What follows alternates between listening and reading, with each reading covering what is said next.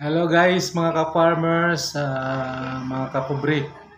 Ito na yung produkto natin sa ating tubaan. Ito yung pinakaunang harvest ko kaya ng umaga at saka hapon. Kunti lang siya guys, tikman natin. Sobrang tamis nito. Grabe yung tamis. Ito yung natural na gawin ng suka doon sa mga bumibili ng suka, lalo na yung sa pouch, medyo may mga chemicals na yon. Pag ito yung binibili mo, natural to, walang mga side effect nito. Ito binibenta to dito ng tuba sa isang galon, 100 pesos. So yung sa suka na medyo mura na siya, 50 to 60 pesos yung suka niya. So mas mura siya kaysa doon sa bibili ka sa pouch na 10 piso. Maliit lang, kunti lang yung laman nun.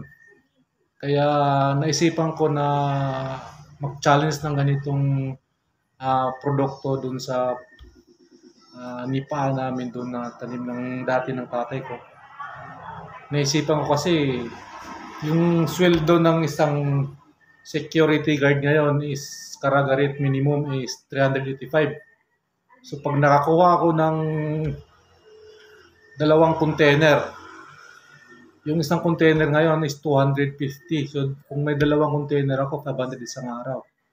So dito na lang siguro ako bilang isang farmer habang nag-aantay ng produkto ng palayan. Dito muna ako sa araw-araw na gawain sa pagtutuba ng nipa. Na tawag nito na sa amin ay sani. Produkto ng sani, tuba ng sani. Kung titingnan nyo guys, ito isa-isa mas sustansya to at saka medyo nakakaano to ng katawan. Huwag mo lang masyadong damihan dyan pag inom ito. Sa isang araw sa umaga 2 baso, sa hapon 2 baso, okay na yun. Kasi lahat ng sobra nakakasama talaga, nakakalasing din to eh. Kung damihan mo sa pag-inom nito, baka yung puwet mo maging nawasa. Grabe yung yung tiyan mo nito. Kaya dun sa mga ka-farmers ko, lalo na dun sa mga umiinom ng tuba at saka bumibili ng suka, dito na tayo sa natural.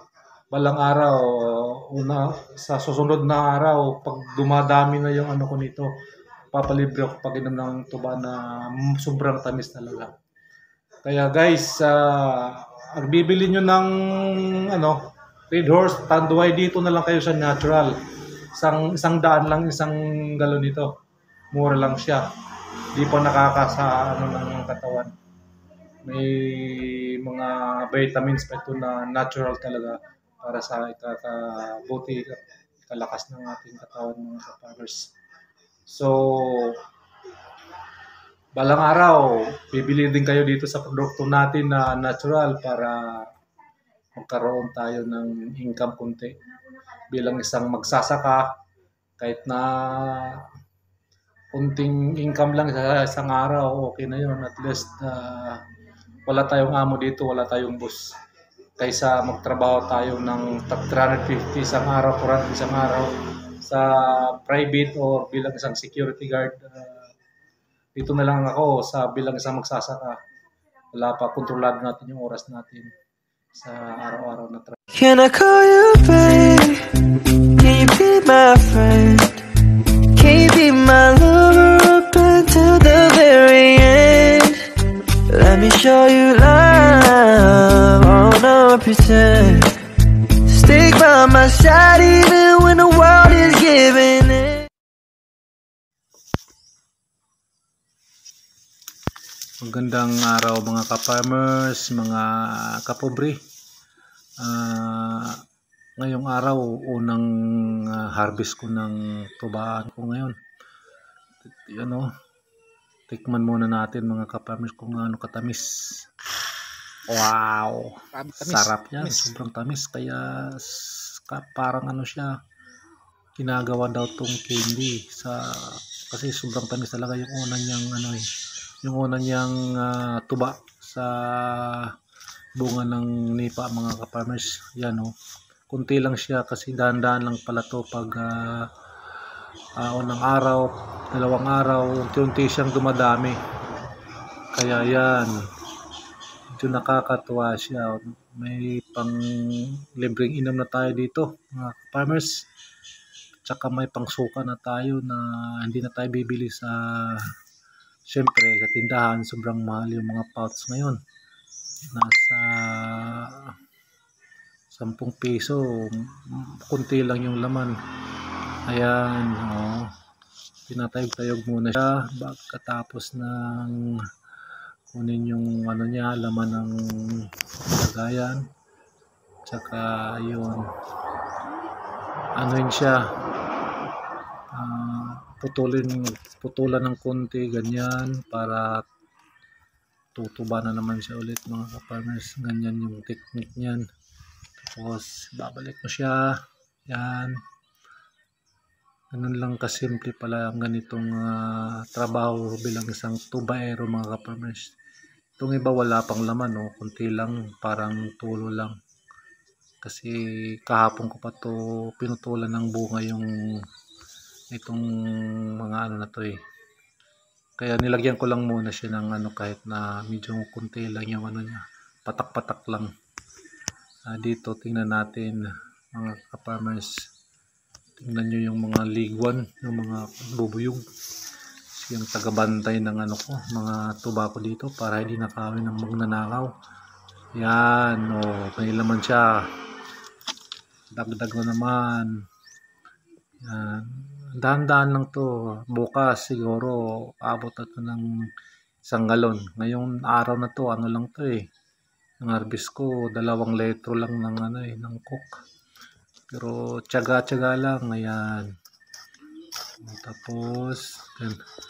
Alug-alugin siya talaga mga ka-farmers para kumbaga tsakulin mo muna para labasan siya ng maraming tuba talaga. Ganun siya kasimple. Oh, yan. O, diba? Ganun lang. Buhay isang magsasaka. Diskarte yung buhay dito. O, yan o. Kaya wag na tayong magano pa. Hindi na ako siguro hindi na ako babalik sa pagiging isang security guard kaysa ang sahod ng isang security guard kasi mga ka-farmers ngayon is dito sa probinsya namin sa Caraga region eh, yung Caraga rate yan is 385 pesos lang. 8 hours yan. Samantala ito pag nakakuha ako ng 2 container tag 250 yung isang container may ano na ako 500 pesos na isang araw. Wala akong amo nito oh. Kaya tiyaga-tiyaga na lang tayo mga ka-farmers. Dito lang tayo habang nag-aantay tayo ng produkto na ma-harvest yung palay natin. Dito tayo muna sa nipaan bilang isang tubaero. Yan, tingnan niyo yung palay ko mga ka-farmers. Malapit na siyang bumubunga. Talagang ano sila. Maganda yung tubo niya. Ano naman, oh. Mayroong konti, oh. Yan.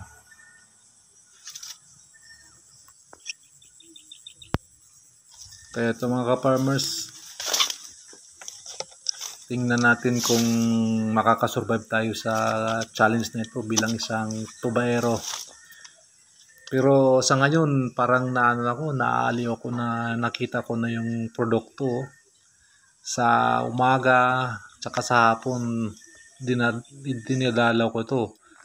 Inaalagaan ko ito para tuloy-tuloy yung tuba nito. Maraming mga suggestion dito na ganitong gawin ko. Kailangan nakayuko daw siya. Talian ko ang mga ano niya. Kaya bukas tatalian ko ito mga ka-farmers. Para yung ano pala niya, yung parang ano ng bunga niya, kailangan yukong-yuko siya para diretso-diretso yung tuba niya. Kasi karamihan dito yung nakatulala siya, kumbaga nakatunganga lang, hindi siya masyado nakayuko. Kaya pala mahina yung daloy ng labas ng tuba sa isang puno niya. Kaya ganyan oh. Hindi daw ganyan. Kailangan nakayuko pa siya. Kaya bukas diskarte natin yung mga farmers para dumadami yung ano niya, yung tuba niya. Kaya sa challenge na ito bilang isang tubayero mga farmers, parang medyo parang okay sa akin ito. Challenge na challenge kasi yung produkto nito kasi ano natural siya, natural. Malaking tulong to sa mga konsumante ng suka tsaka ng tuba kasi natural siya, hindi siya nakakatulong siya ng sa ating katawan bilang isang kasi wala siyang chemicals na nakahalo kaysa bibili tayo mga ka-farmers sa tindahan, lalo na yung sa pouch na suka. Sa mga lasinggero dyan, minto na kayo ng uminom ng Tanduay beer. Dito na tayo sa natural, sa tuba kasi walang to sa katawan natin. Ako nga huminto na ako sa pag-iinom kaya nung natikman ko yung lasa ng tobacco, talagang masarap na masarap. Iinom na naman ako. Kaya lang hindi na kontrolado natin yung kasi yung katawan natin kailangan ng hindi kailangan ng sobra. Yung katamtaman lang na kakayanin ng katawan natin na hindi yung sukang-suka ka na sa sobrang lasing. Hindi ganyan mga farmers. Kaya kailangan natin mabuhay ng mahaba dito sa babaw ng mundo para naman tayo tuloy-tuloy yung natin, yung enjoyment natin habang buhay tayo dito sa mundo mga ka-farmers. Yan. Medyo aliw na aliw ako sa trabaho ko na bilang isang tubayero ka-farmers. Talagang yan yung palay natin, nag-aantay tayo habang bumubunga, pag nag-harvest, habang wala pa tayong income, dito tayo sa tuba muna para araw-araw may income tayo mga farmers. Kaya good luck na lang dito sa challenge na ito para sa akin mga farmers.